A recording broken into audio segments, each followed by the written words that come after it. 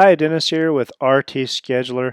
Today I want to show you a very interesting and neat, seamless way to communicate to clinical sites regarding the schedule so they know who to expect and when to their site. Now, in the past, if you've done the schedule manually, you've either had to send the whole schedule to one site, but it showed all of the sites, and that was probably confusing to them, or you've had to type something up, or you've had to redact the names, and you probably had to work something. So we made this a lot easier.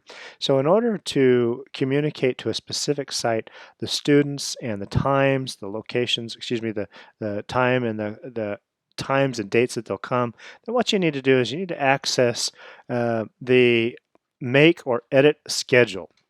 You'll also be able to go through manage clinical sites and they'll have a hot button in order to get back to here. But if I go into manage the schedule and then ultimately go into locations, that's where I can see the schedule that's associated with these locations. So we just have a few people scheduled at St. Catharines here. Your schedule, of course, is going to be probably a lot longer and a lot more people there. But all I have to do is I have to just hit this little send button.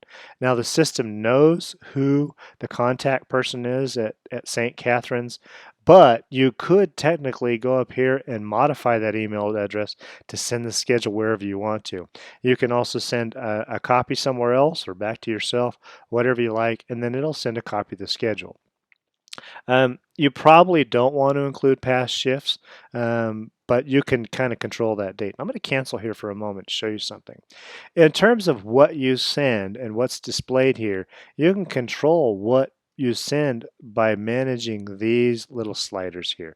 So notice as I go back, it's going back in time and it's showing other previous shifts that are scheduled. So you can totally control either side here. So let's say you want to cover us just the semester, then you can set this and it has the date right up here as you move it. You can set that, the begin time, and then you can set the end time, and then of course you can take that and then you can say go here to St. Catherine's Hospital and hit here.